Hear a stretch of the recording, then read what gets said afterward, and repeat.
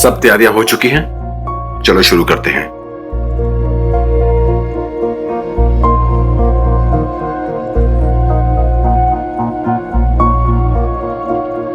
Sorry sir, थोड़ा late हो गया। रोहित मल्होत्रा की रिपोर्ट आ गई है? हाँ सर, आ गई है। तुमने देखा? हाँ सर, रिपोर्ट्स में ब्रेन ट्यूमर आया है।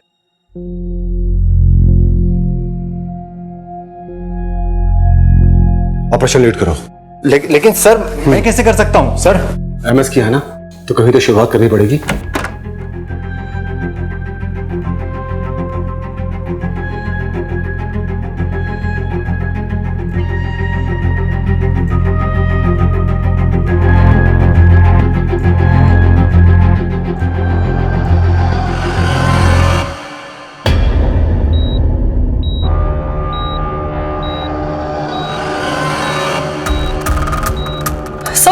सब पल्स गिर रहा है सर। हाँ, मैं कुछ करता हूँ। सर, मैं डॉक्टर प्रफुल्ल को बुलाती हूँ। हाँ, जल्दी बुला के ले आओ। Doctor Prafull, doctor Praful.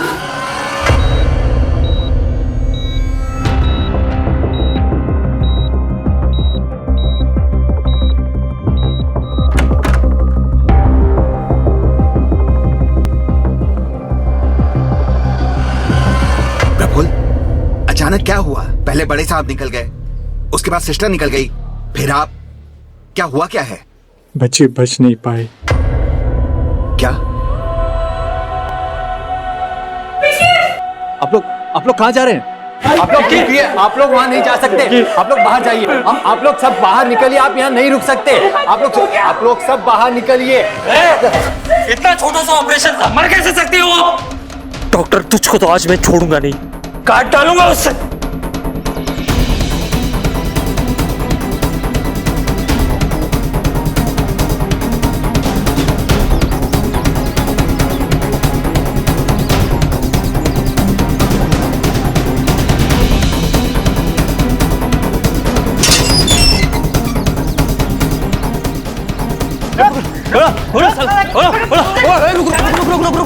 अबे पागल है क्या?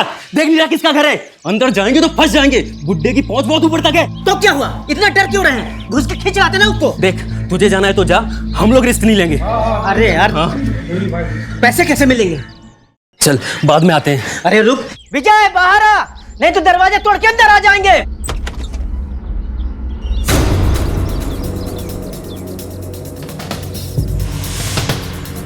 दरवाजे को या मेरे पति को हाथ भी लगाया ना तो काट के रख दूंगी।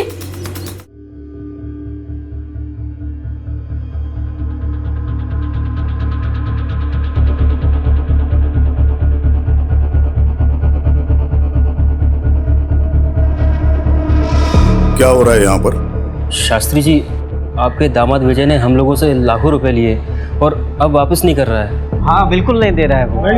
और शांति रखिए,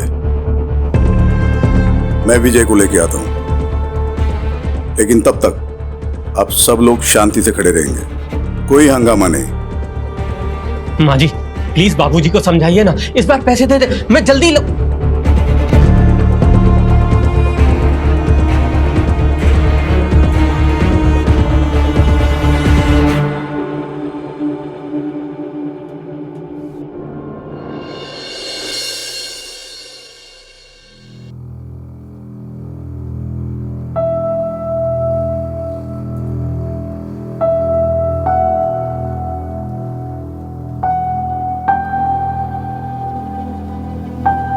हेलो, केशव शास्त्री बोल रहा हूँ। आप यहाँ हमारे घर आ जाइए तुरंत। बाबूजी, मैं आपका दामाद हूँ, आप ऐसा नहीं कर सकते। ये लोग मुझे मार देंगे, आपकी बेटी भी।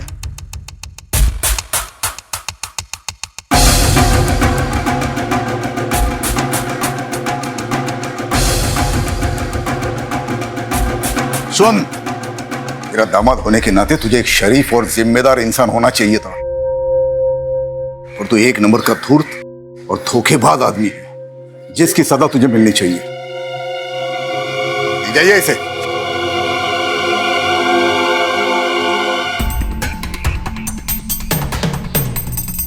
मैं चाहता हूं कि आप सभी को न्याय मिले, और जिस किसी को भी मेरे दामाद विजय से प्रॉब्लम है, वो बिना कानून अपने हाथ में लिए पुलिस की मदद ले ले, वरना वो भी मेरी नजर में उतना ही गुनहगार होगा जितना कि विजय। बाबूजी आपने ये सही नहीं किया। विद्या, अपने बाबूजी से ऐसे बात करते हैं? विद्या, सही क्या है गलत क्या है तुमसे सीखने की जरूरत नहीं है मुझे। और बाबूजी ने वही किया जो एक शरीफ इंसान को करना चाहिए। मक्खन लगाना बंद करो, अगली बारी तुम दोनों की। तुम्हें क्या लगता है मुझे पता नहीं कि मेरी गैर मौजूदगी में तुम दोनों मेरे दवाखाने में क्या करने जाते हो? सारे पेपर्स मैंने ऑडिट के लिए भेज दिए हैं। ऑडिट का रिपोर्ट आएगा तो तुम दोनों को भी भेज दूंगा जेल में हवा खाने के लिए।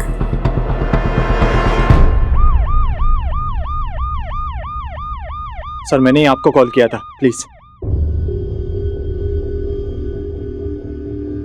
डॉक्टर सेठ, आपने कहा था कि एक पेशेंट की डेथ हुई है। हाँ सर, पेशेंट की बॉडी तक उठा कर ले गए और रिलेटिव्स के सर पर तो खून सवार था। मैं बहुत डर गया था, इसीलिए फिर आप लोगों को फोन किया। ऑपरेशन आप ही कर रहे थे? नहीं मतलब, लेकिन यहाँ सर्जन तो डॉक्टर प्रफुल्ल है ना? मेन सर्जन तो डॉक्टर प्रफुल्ल ही हैं। 10 साल से मैं यहाँ नर्स का काम कर रही हूँ, लेकिन इससे पहले उन्हें ऑपरेशन छोड़ के इस तरह से जाते हुए कभी नहीं देखा मैंने। तो आज क्या हुआ था? रिपोर्ट सुनते ही वो ऑपरेशन डॉक्टर सेठ के हाथ में सौंप कर निकल गए और डॉक्टर सेठ नर्वस हो।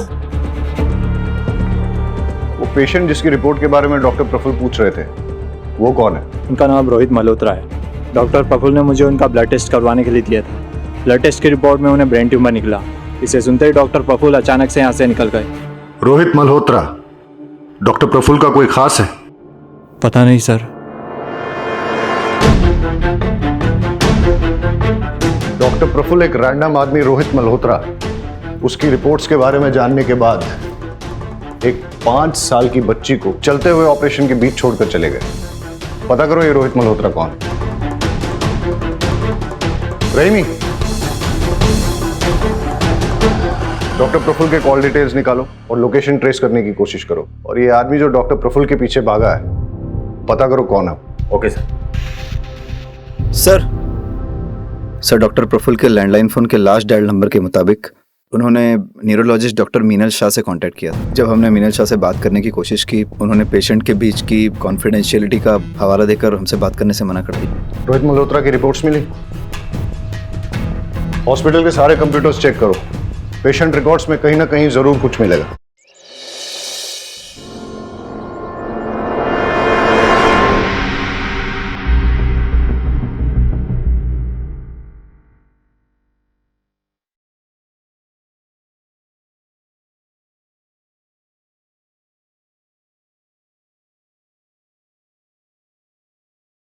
ये आप क्या कह रहे हैं? ऐसा पहले कभी नहीं हुआ। ऑपरेशन छोड़ के बीच में वो कभी नहीं गए। वो कल रात से गायब है। आपने उन्हें एक भी बार कॉल नहीं किया या उन्होंने भी आपको कांटेक्ट नहीं किया? क्योंकि ये नॉर्मल है सर। पिछले 2-3 महीने से वो काफी बिजी चल रहे थे और कई बार तो 2-3 दिन तक वो घर भी नहीं आते थे। हमारी तो फोन पर भी बात नहीं होती थी। डॉक्टर प्रफुल्ल किसी प्रॉब्लम में थे?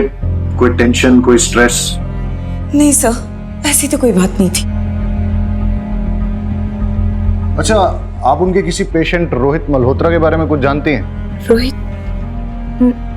नहीं सर। Hello sir.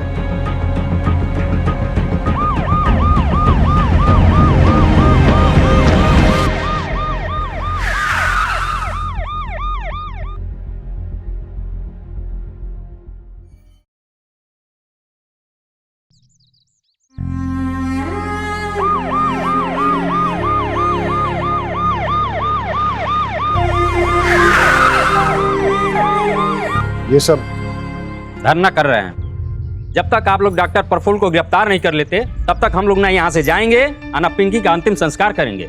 हमको न्याय चाहिए, न्याय। अरे न्याय तब मिलेगा जब डॉक्टर प्रफुल्ल मिलेंगे। अभी तो उनका पता ही नहीं है। पुलिस ढूंढ रही है उन्हें। वो जैसे ही हमें मिल जाते हैं, हम उनके खिलाफ मेडिकल नेग्लिजेंस का केस चलाएंगे।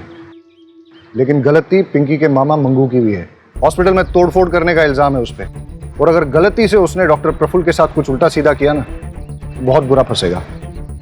इसलिए आप हमें बता दीजिए कि मंगू कहाँ है? मुझे नहीं पता। देखिए, आप मेरी बात सुनिए और समझने की कोशिश कीजिए। आप पिंकी की बॉडी पुलिस को सौंप दीजिए। हम उसकी बॉडी का पोस्टमार्टम करवाएंगे, जिससे कि डॉक्टर प्रफुल्ल के खिलाफ केस और स्ट्रांग हो जाए। पिंकी को न्याय ऐसे मिलेगा, इस तरह धरना देने से नहीं।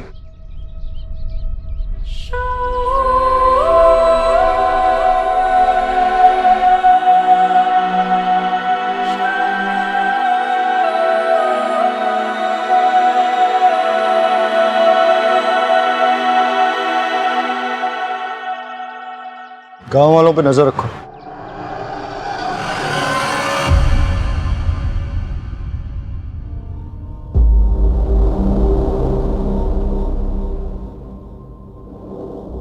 परेश।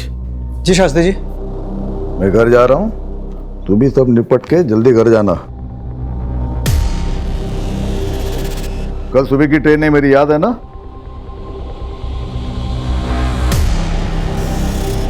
जी शास्त्री जी। हाँ, एक मिनट भेजता हूँ। नमस्ते। जी देखिए ना, केवल लगवा लिया, दुकानदारी बढ़ गई, लोग आने शुरू हो गए। बढ़िया है, बस इसी तरह तरक्की करो। मेरी शुभकामनाएं तुम्हारे साथ है।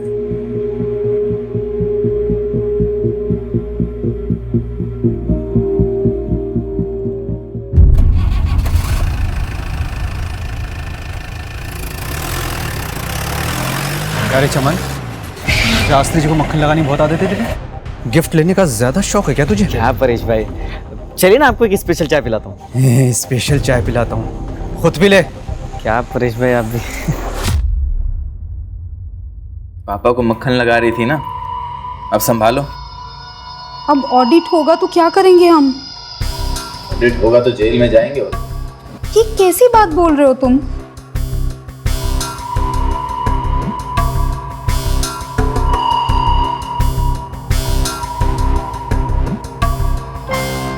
कुछ बोलोगे तुम? मुझे बहुत डर लग रहा है। तू टेंशन मत ले, सब संभाल लिया मैंने। कल अपनी जिंदगी बदलने वाली है। सच्ची?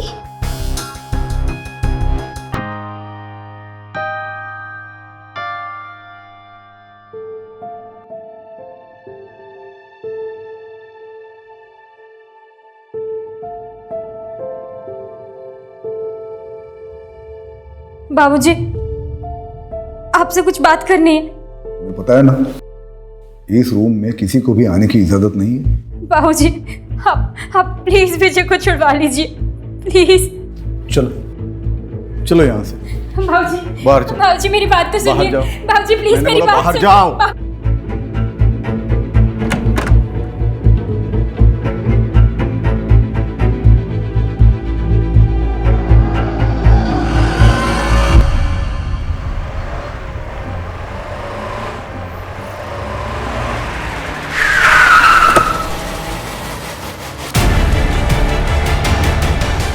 शास्त्री जी,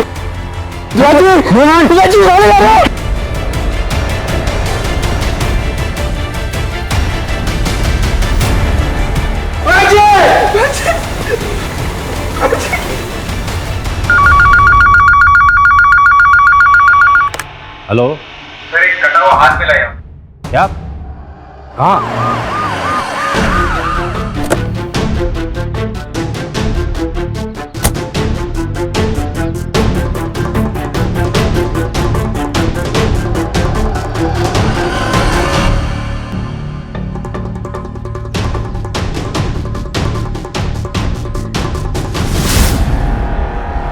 फॉरेंसिक को बुलाओ। जी सर।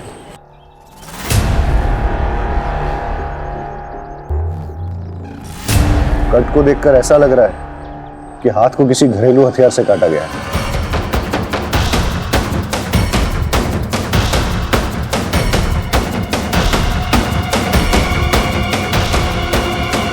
अंगूठी हाथ में ही है, मतलब इरादा चोरी का नहीं था।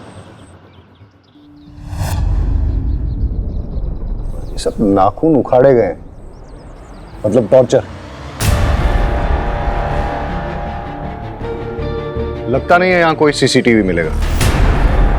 इन लोगों से पूछताछ करो, देखो कुछ और इन्फॉर्मेशन मिलती है क्या। कब देखा ये?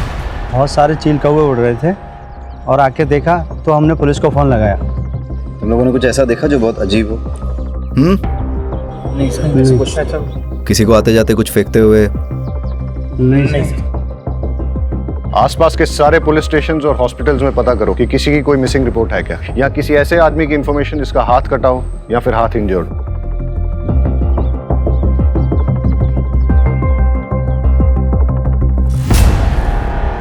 डॉक्टर प्रफुल्ल की कोई लीड? नहीं सर, डॉक्टर प्रफुल्ल ने अपनी वाइफ से कांटेक्ट किया, ना किसी जानने वाले से। उनका नंबर भी ट्रेसेबल नहीं आ रहा। और मगनू? सर उसके बारे में भी कुछ पता नहीं चल पाया सर। हो सकता है मंगू ही डॉक्टर को उठा ले गया हो। किडनैप? लेकिन अभी तक कोई रैंसम कॉल आया नहीं। वाघेला सर, हॉस्पिटल की इन्वेस्टिगेशन से कोई लीड मिली? यस सर, 2 बातें निकल के सामने आई हैं।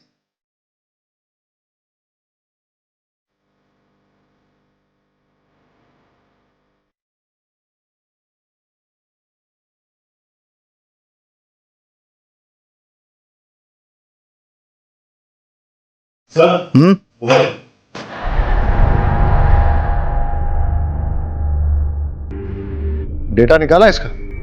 सर फोन में 256 बिट इंक्रिप्शन है, लेकिन हम क्रैक कर लेंगे। सर एक बात और, रोहित मल्होत्रा की रिपोर्ट्स की हार्ड कॉपी तो नहीं मिली, लेकिन लैब के कंप्यूटर से कुछ हाथ लगा है।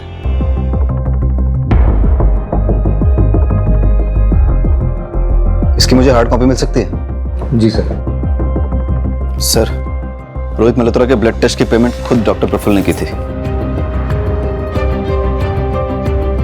वो भी अपने डेबिट कार्ड से।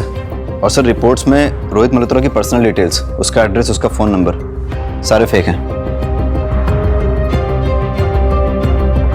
पेशेंट का नाम छुपाने के लिए इतनी मेहनत? सर हो सकता है रोहित डॉक्टर प्रफुल्ल का कोई करीबी हो, इसलिए उसकी रिपोर्ट के बारे में सुन के वो घबरा गया था। तो सर डॉक्टर प्रफुल्ल के मोबाइल में उसका नंबर सेव होना चाहिए। हो सकता है इस मोबाइल में सेव हो। लेकिन डॉक्टर प्रफुल्ल ने अभी तक अपनी वाइफ, दोस्तों या रिश्तेदारों को कांटेक्ट नहीं किया है, और उसकी वाइफ कह रही थी कि इससे पहले वो कभी भी ओटी से ऑपरेशन छोड़ के गए नहीं है। Very interesting. रोहित मल्होत्रा की एज 46 साल, डॉक्टर प्रफुल्ल की एज भी 46 साल, दोनों का ब्लड ग्रुप AB नेगेटिव, और ये डॉक्टर प्रफुल्ल के मोबाइल के लास्ट 3 डिजिट्स 436, रोहित मल्होत्रा के मोबाइल के आखिरी 3 डिजिट 643। इतना बड़ा कोइंसिडेंस नहीं हो सकता। डॉक्टर प्रफुल्ल और रोहित मल्होत्रा का DNA मैच करके देखो, अगर मैच नहीं होता है तो फिर रोहित मल्होत्रा को ढूंढना पड़ेगा। मैच हुआ तो डॉक्टर प्रफुल्ल ही रोहित मल्होत्रा है, और उसे ब्रेन ट्यूमर है।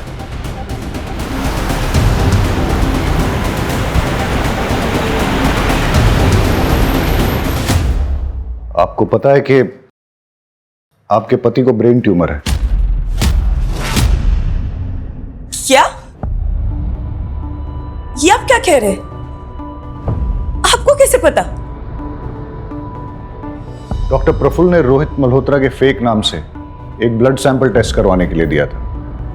वो ब्लड सैंपल डॉक्टर प्रफुल्ल के ब्लड से मैच होता है, और इस टेस्ट की रिपोर्ट के अकॉर्डिंग रोहित मल्होत्रा यानी कि डॉक्टर प्रफुल्ल को ब्रेन ट्यूमर है।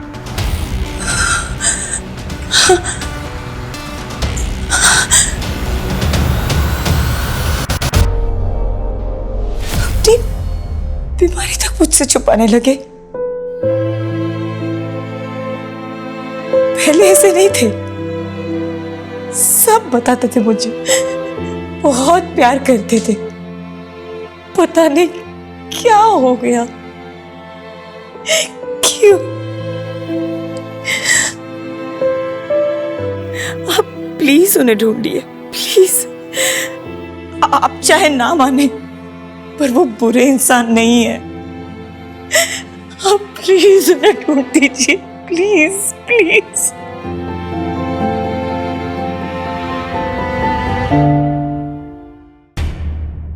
सर कटे हुए हाथ के फिंगरप्रिंट्स पुलिस डेटाबेस से मैच किए जा रहे हैं। हो सकता है हमारे रिकॉर्ड में से किसी के साथ इसका मैच हो जाए। और सर फॉरेंसिक की रिपोर्ट के मुताबिक हाथ कटने वाले आदमी की उम्र लगभग 60 साल की थी। और जब उसका हाथ काटा गया तो वो जिंदा था। पर सर हो सकता है हाथ कट जाने के बाद ज़्यादा खून बह गया और पॉसिबली उसकी मौत हो गई हो। सर, डिस्ट्रिक्ट पुलिस स्टेशन और हॉस्पिटल से भी किसी 60 साल के आदमी के गायब होने या हाथ कटे हुए इंजर्ड आदमी के बारे में नहीं पता चला है, लेकिन कटे हुए हाथ पे जो अंगूठी मिली है उस पर एक ज्वेलर का मार्क है। हम पता लगाने की कोशिश कर रहे हैं कि वो कौन से ज्वेलर का है।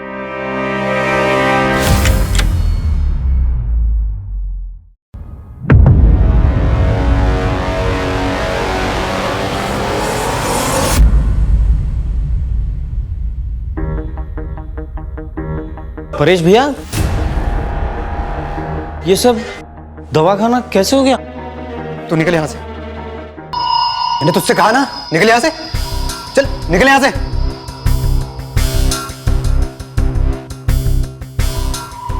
कैश कितना था लॉकर में? पता नहीं, बाबूजी कभी किसी को बताते नहीं थे, काफी सिक्रेटिव थे बाबूजी। लॉकर की चाबी वैद्य के अलावा और किसके पास थी? हम में से तो किसी के पास नहीं थी, सिर्फ पापा के पास थी। उन्होंने परेश को दी हो तो पता नहीं। परेश पर बहुत भरोसा था उनको, उसी को मालूम होगा क्या हुआ, कैसे हुआ। आप नीचे, आप नीचे। अब सच बोल। सर मैं सच ही बोलूं सर, मेरा विश्वास कीजिए, मेरे पास तिजोरी की चाबी नहीं थी। तिजोरी की चाबी सिर्फ वैद्य जी के पास थी, मेरे पास तो सिर्फ क्लिनिक की चाबी है। जब तूने देखा कि क्लिनिक में चोरी हो गई है तो तूने तुरंत फैमिली को फोन करके कांटेक्ट नहीं किया? बात यह है सर कि वैद्य जी ने मुझसे कहा था कि फैमिली के किसी भी मेंबर को क्लिनिक के आसपास भटकने मत देना, इसलिए मैंने किसी को इन्फॉर्म नहीं किया। ठीक है, हम वैद्य जी को कॉल करके पूछ लेते हैं कि तू सच बोल रहा है कि झूठ। चल वैद्य जी का नंबर बोल बोल बोल। वो तो नहीं मिलेंगे सर। क्यों? क्योंकि सर वैद्य जी किडनैप हो चुके हैं और मेरी आंखों के सामने उनका रिपोर्ट नहीं की? पुलिस के सामने कुछ बोला ना तो तेरी बेटी चौथी में पढ़ती है शिक्षा मंदिर में, खास कर अब जो समझा ना। वो लोग भाग गए। कौन सी गाड़ी थी और नंबर क्या था? मुझे कुछ याद नहीं सर, उस समय मेरा दिमाग सुन्न हो गया था, मैं कुछ देख और समझ नहीं पाया, मुझे कुछ याद नहीं सर। हाँ, गाड़ी छोटी थी, मतलब कार थी, इतना मुझे याद है।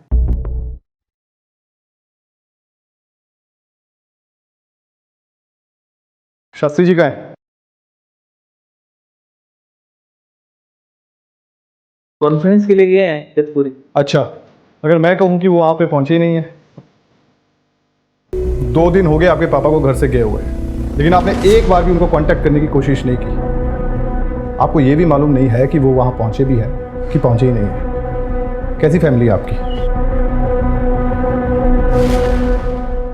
फिंगरप्रिंट्स हमारे डेटाबेस में किसी के साथ मैच हुए? नहीं सर, उस आदमी का कोई क्रिमिनल रिकॉर्ड नहीं है। Yes doctor.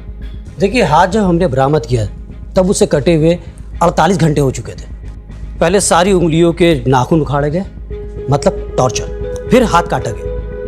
हाथ काटते वक्त विक्टिम जिंदा था, लेकिन इस तरह हाथ काटने के बाद अगर ब्लीडिंग को ना रोका जाए तो अब तक शायद विक्टिम जिंदा ना बचा हो। गमछे में जो खून मिला है वो कटे हुए हाथ का ही है, लेकिन उस गमछे में जो एक बाल मिला है वो किसी और का, क्योंकि बाल का डीएनए खून से मैच नहीं हो रहा। और वो अंगूठी? उंगली में अंगूठी का कोई ऐसा निशान नहीं है जैसा कि अंगूठी पहनने वाले की उंगलियों में होता है, जिसका मतलब है कि हाथ कटने के बाद अंगूठी पहनाई गई हो।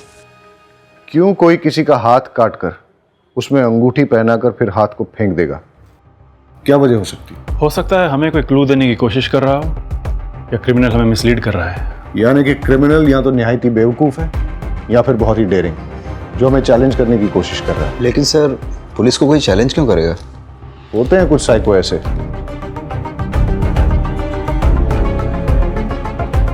वागेला सर, इस अंगूठी के ट्रेडमार्क से पता करो कि किस ज्वेलर की है, और पता करो किसने खरीदी और कब खरीदी। ठीक है सर। Thank you doctor. तो डॉक्टर प्रफुल्ल के कैबिन में मिला फोन डिक्रिप्ट हो गया है। हमें उसमें कुछ फोटोग्राफ्स और 10 फोन नंबर मिले हैं। उन नंबरों को नाम के साथ सेव नहीं किया गया है। इंटरेस्टिंग। पता करो ये 10 फोन नंबर किसके नाम पे रजिस्टर्ड हैं और इन सब से कांटेक्ट करो। और ये जो फोटोग्राफ्स हैं वो किसके हैं? सो डॉक्टर प्रफुल्ल के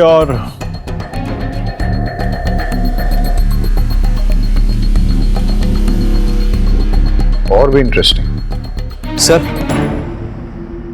ज्वेलर का पता लग गया है। हमने पूछताछ की तो उसने बताया कि सीमा कपाड़िया नाम की औरत ने उस अंगूठी को खरीदा था। बुलाओ उसे। इस अंगूठी को पहचानती हैं आप? हाँ हाँ बिल्कुल, मैंने ही तो खरीदी थी ये बहुत टाइम पहले, लेकिन काफ़ी टाइम से ये मुझे मिल नहीं रही। आप लोगों को कहाँ से मिली है? डॉक्टर प्रफुल्ल पारिक को जानती हैं? नहीं तो मैं किसी डॉक्टर प्रफुल्ल को नहीं जानती।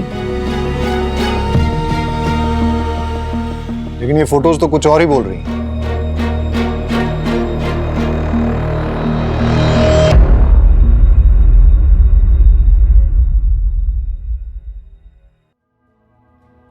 एक्चुअली सर, मैंने ही ये अंगूठी प्रफुल्ल को दी थी।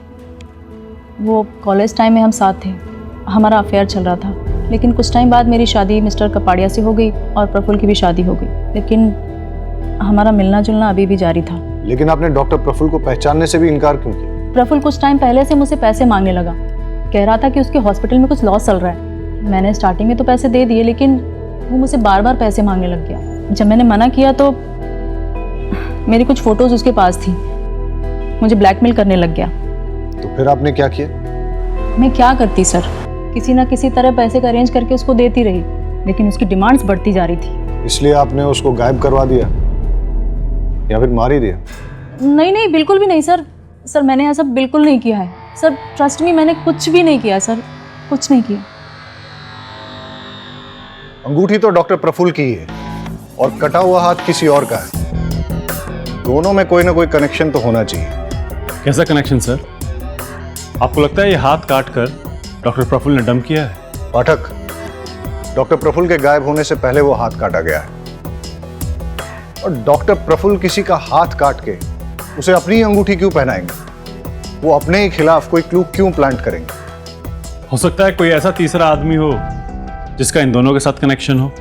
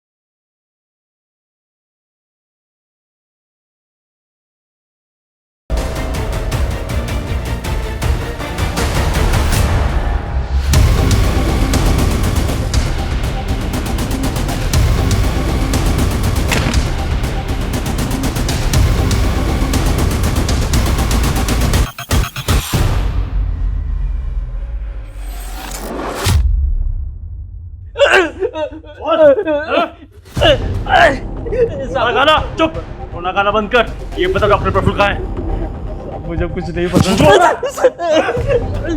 बता, बोल। मैं तो आपके डर के वजह से मैं चुप रहा था साहब। मेरे पास खाने के भी पैसे खत्म हो गए थे साहब, इसलिए मैं गाँव पैसे लेने गया था। तू बताता है डॉक्टर प्रफुल्ल कहाँ है या दुबे? साहब मुझे नहीं पता साहब, पता होता तो मैं खुद ही उसको मार देता। अब तक आपको उसकी लाश मिल चुकी होती साहब। साले की किस्मत बहुत अच्छी है, उस दिन बच के भाग गया मेरे हाथों से साहब। अरे तो यहाँ सब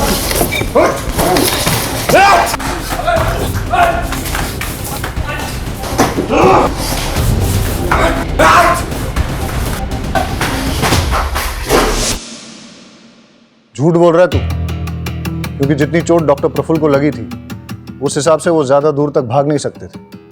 पक्का तेरे ही हाथ लगे होंगे। मैंने ढूंढा था साहब, पर मिला नहीं मुझे वो। और आप मुझसे सवाल पूछ रहे? अरे उससे जाके पूछिए ना, जिसके वजह से मेरी 5 साल की भांजी मर गई साहब।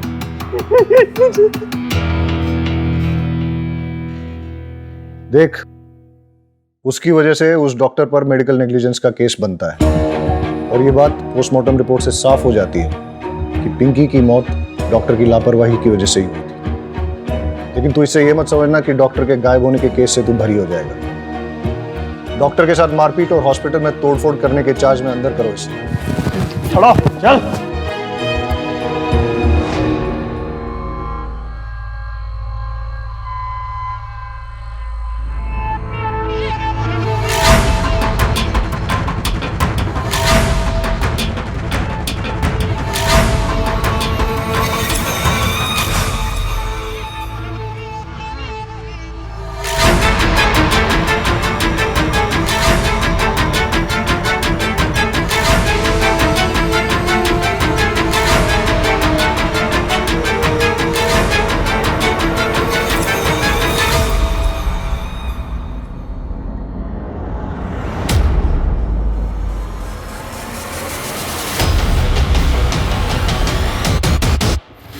सही कहा था आपने कि वैद्य जी किसी को भी अपना लॉकर छूने नहीं देते, लेकिन हमें वहां पर एक और फिंगरप्रिंट मिले हैं और वो आपके हैं।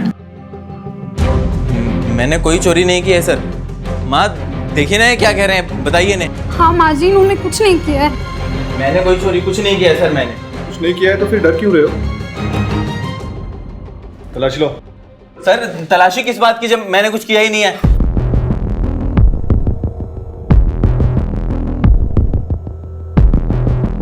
सर आपको जरूर कोई गलतफहमी हुई है, आप मेरी बात समझने की कोशिश कीजिए। मैं आपको ये देखिए इसकी अलमारी से क्या मिला है।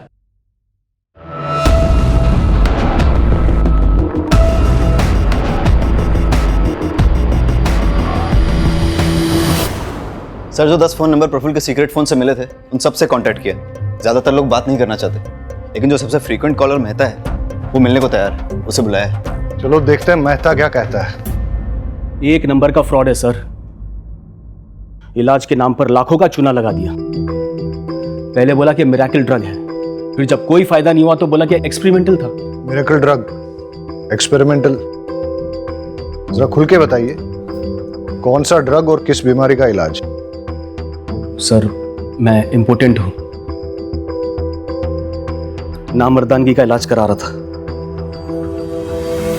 सर मेहता और बाकी 9 लोग जिनके नंबर उस फोन में से मिले थे उनका कच्चा चिट्ठा निकालते हैं। हो सकता है इनमें से किसी ने डॉक्टर प्रफुल्ल से बदला लेना चाहा हो सकता है कि तुम्हारी थ्योरी सही हो, लेकिन ये एक इलीगल ड्रग ट्रायल है, इसलिए सारे ट्रांजैक्शंस कैश में होंगे और सारी डीलिंग सीक्रेट होंगी।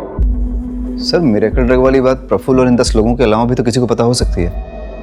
हाँ पर किसको?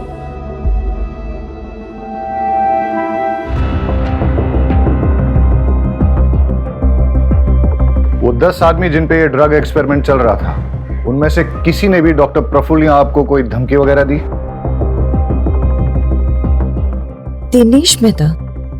दिनेश मेहता नाम का एक आदमी कुछ दिन पहले घर आया था। आपको मेरी बात समझ में आ रही है नहीं आ रही है? देखिए मिस्टर मेहता, आप मुझे इस तरीके से धमका नहीं सकते। आपने कंसेंट लेटर साइन किया है, ये बात आप भूलिए मत मिस्टर मेहता। फिर आप भी मत भूलिए कि इलीगल कामों में कंसेंट लेटर नहीं चलता। अब आपकी गर्दन मेरे हाथों में, मुझे मेरा पैसा वापस करिए वरना अंजाम भुगतने के लिए तैयार हो जाओ। प्रफुल्ल ने क्या कुछ नहीं किया पैसे कमाने के लिए, पर क्या मिला इस पैसे से? सब बर्बाद कर दिया, कुछ नहीं बचा है। डॉक्टर प्रफुल्ल ने आपके नाम पे 5 करोड़ की इंश्योरेंस पॉलिसी ली है। आप कहना क्या चाहते हैं? कुछ नहीं, मैं सिर्फ इतना याद दिला रहा हूँ कि उनके जाने के बाद भी आपको पैसों की तंगी नहीं होगी। 5 करोड़ रुपए बहुत होते हैं। आप मुझ पे शक कर रहे हैं? जब तक हमें किसी के खिलाफ कोई ठोस सबूत नहीं मिल जाते तब तक हमारे लिए सब सस्पेक्ट है।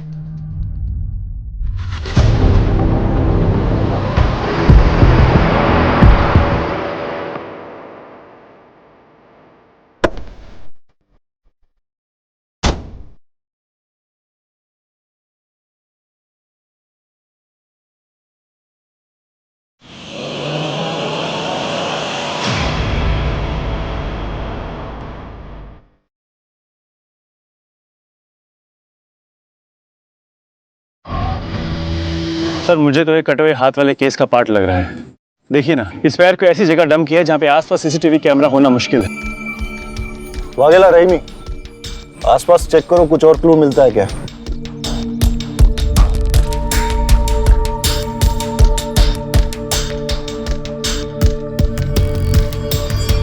Same modus operandi. पैर को काटने से पहले टॉर्चर किया गया है, नाखून उखाड़े हुए हैं, लेकिन इस बार डिफरेंस सिर्फ इतना है कि पैर को किसी प्रोफेशनल तरीके से काटा गया है, जैसे कि किसी सर्जिकल इंस्ट्रूमेंट से।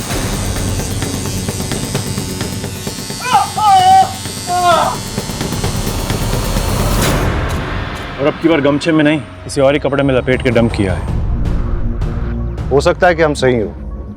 ये कटा हुआ पैर और वो कटा हुआ हाथ एक ही बॉडी का हो। डीएनए मैच करा के देखते हैं और देखते हैं कि फॉरेंसिक की इन्वेस्टिगेशन से क्या मिलता है।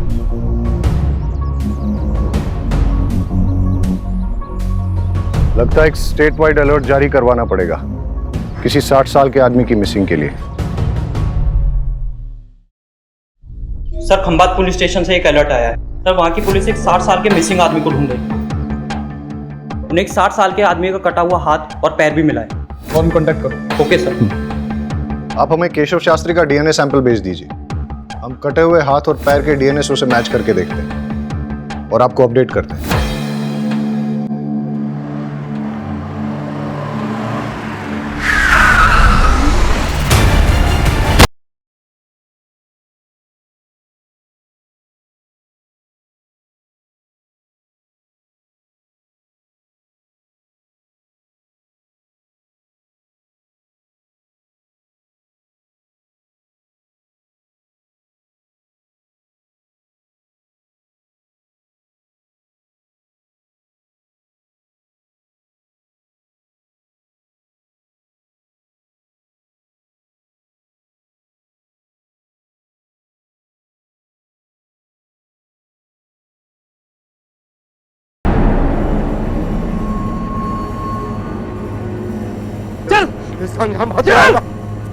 काट साले का फिर ये ले।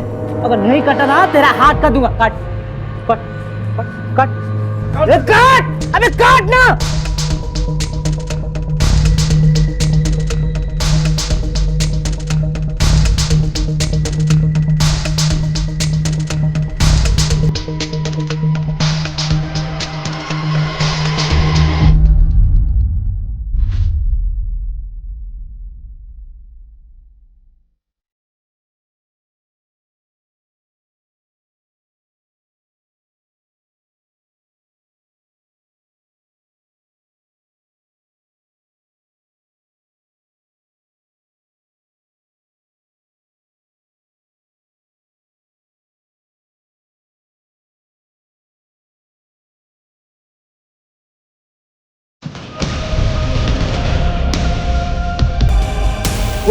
उठ इधर देख। हाँ अंगूठी भेजेगा पुलिस को, बहुत शानपति दिखाता है। हाँ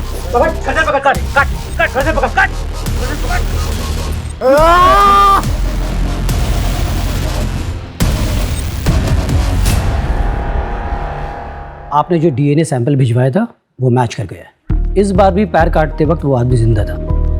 काटने के लिए बोन सॉ यूज किया गया और एकदम बारीकी से काटा गया जैसा कि कोई सर्जन काटता है। और पैर के अंदर कट लगाकर ये ठूस दिया गया था और इस कपड़े से पैर को बांधा गया था जिसमें ऑर्गेनिक डाई है जो कि हैंडलूम में यूज किया जाता है। और पैर के खून में ग्लिटर भी लगा है जो कि सेम ग्लिटर हमें डॉक्टर प्रफुल्ल के नाखून में मिला। मतलब डॉक्टर प्रफुल्ल और शास्त्री जी जिनका कि हाथ और पैर काटा गया, इन दोनों को एक ही जगह रखा गया था और वहीं से डॉक्टर प्रफुल्ल हमें कोई क्लू भेजने की कोशिश कर रहे थे। Okay doctor, thank you. Okay bye.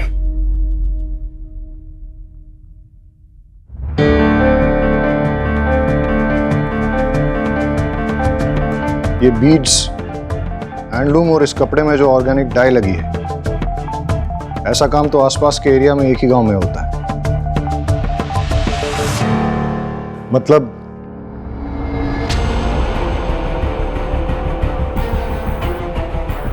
Inspector Shekhar. Yes sir.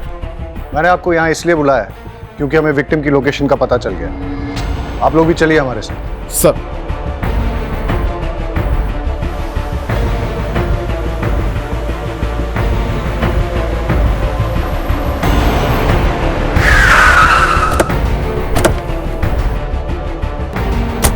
ए, उठ, बता नहीं तो दूसरी टांग भी काट दूंगा। बता। ए, कुत्ता लेके आ। अबे कुछ भी और काटा ना ये मर जाएगा। साहब हमारे गांव में काम चलता था लेकिन कोविड की वजह से बंद हो गया है। पास में एक फैक्ट्री है, उधर देख सकते हैं। ऐसे नहीं मर सकता। ए, बहुत बड़ा प्लान है मेरा, ऐसे नहीं मर सकता। ए, बेहोश हो रहा, पानी लेके आ। ए, उठ। ए, शास्त्री।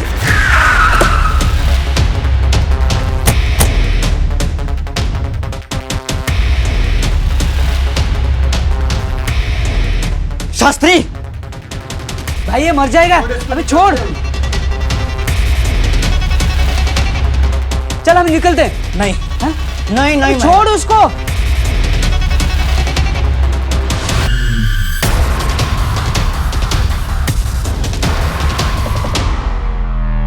छोड़ अबे चल चल।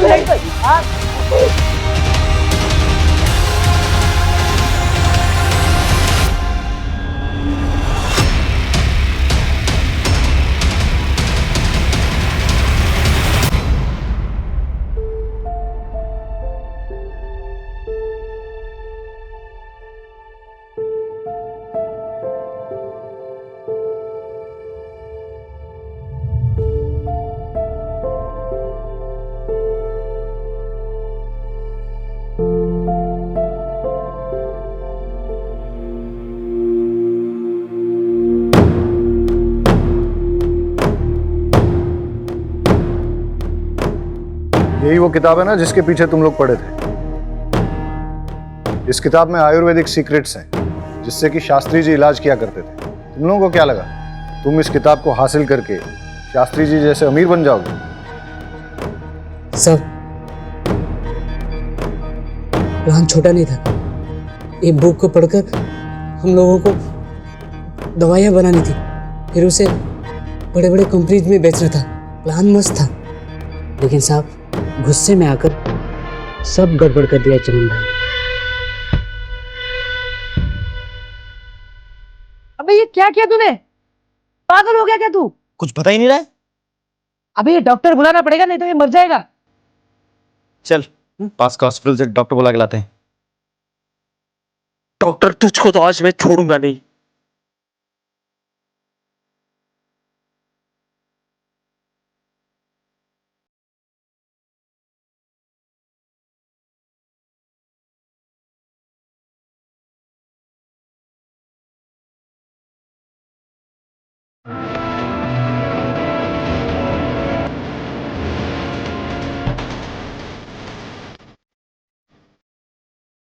लेकिन साहब वो डॉक्टर भी निकम्मा निकला।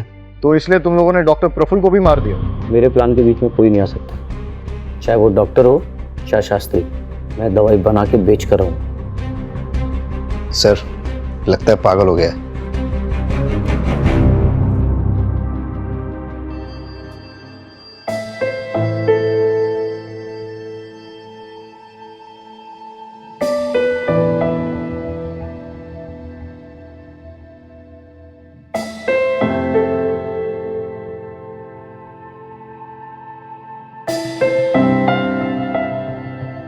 चमन पहले से ही साइको था, लेकिन किसी को इसके बारे में पता नहीं था क्योंकि सबके सामने वो हंसमुख बना रहता था। चमन ने सोचा कि अगर वो किसी तरह से शास्त्री जी की किताब को हासिल कर लेता है तो वो शास्त्री जी की तरह ही संपन्न बन जाएगा। लेकिन उसे यह नहीं पता था कि विद्या को चोरी या जबरदस्ती से हासिल नहीं किया जा सकता। विद्या के लिए गुरु बहुत जरूरी होता है। अगर किसी तरह से चमन को ये किताब मिल भी जाती, लेकिन बिना गुरु के वो उसका कोई फायदा नहीं उठा पाता। लालच से अकल पर पर्दा पड़ जाता है और यही चमन के साथ भी हुआ। इसीलिए अब चमन पर आईपीसी की धारा 326 voluntarily causing grievous hurt through dangerous weapon, धारा 368 किडनैपिंग, धारा 343 रॉन्गफुल कन्फाइनमेंट, धारा 330 और 348 टॉर्चर, धारा 302 मर्डर, इसके तहत चार्जेस लगाए जाएंगे।